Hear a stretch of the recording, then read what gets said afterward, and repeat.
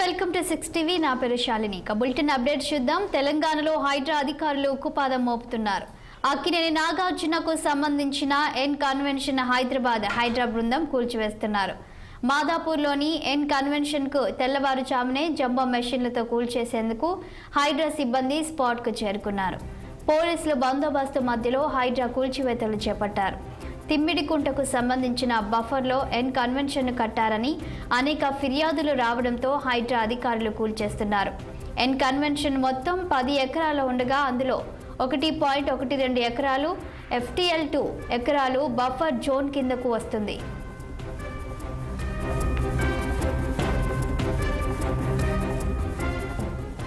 ఇక దీనిపై మరింత సమాచారం మా పొలిటికల్ బ్యూరో చీఫ్ రామ్ అందిస్తారు.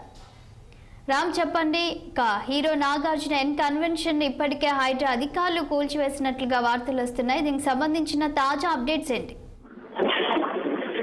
శాలిని, సినీ నటుడు అక్కినేని నాగార్జునకు సంబంధించిన ఎన్ కన్వెన్షన్ ఏదైతే మాదాపూర్ లో గత 10 సంవత్సరాల పైగా కాలం క్రితమే నిర్మించడం జరిగింది.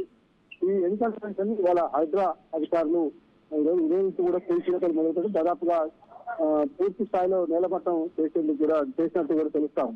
అంటే దాన్ని ఎవరి దగ్గరలో మీడియాను కూడా ఎవరిని కూడా అనుమతించకుండా హైడ్రా అధికారులు ఈరోజు తెల్లవారుజాము నుంచి కూల్చివేతలు మొదలుపెట్టారు. కూల్చివేతలు కొనసాగుతాయి. అయితే ఇటీవల పసిరెడ్డి భాస్కర్ అనే వ్యక్తి హైడ్రా కమిషనర్ కార్యాలయంలో ఫిర్యాదు చేయడం జరిగింది. దాదాపు 3 ఎకరాల భూమి, ప్రభుత్వ భూమి అది తుమ్మిడికుంట చెరువు పరిధిలోని బఫర్ జోన్ FTL సంబంధించిన భూములను కూడా ఆక్రమించి హైడ్రా ఎన్ కన్వెన్షన్ పెట్టారని చెప్పి ఆయన ఫిర్యాదు చేశారు. ఫిర్యాదు మేరకే ఈ రోజు దాన్ని సర్వే చేసిన నేపథ్యంలో ఫిర్యాదు మేరకే ఈ కన్వెన్షన్ కూల్చివేతలు మొదలుపెట్టడం జరుగుతా ఉంది. గతంలో ముఖ్యమంత్రి కేసీఆర్ బాధ్యతలు చేపట్టిన 2014 ముందే ఈ ఎన్ కన్వెన్షన్ నిర్మించడం జరిగింది. 10 సంవత్సరాల పాటు ముఖ్యమంత్రి కేసీఆర్ ను వాళ్ళు కలిసి అది పేపర్లు అవన్నీ కూడా తీసి మేనేజ్ చేస్తున్నారు. తాజాగా ముఖ్యమంత్రిగా తెలంగాణలో కాంగ్రెస్ పార్టీ అధికారంలోకి వచ్చి రేవంత్ రెడ్డి బాధ్యతలు చేపట్టాక కూడా అక్కినేని నాగార్జున సీఎం నివాసంలో కలవడం జరిగింది. అప్పుడు ఇదే సందర్భం గుర్తు చేయడం మీడియాలో కూడా పెద్ద వార్తలు వచ్చింది.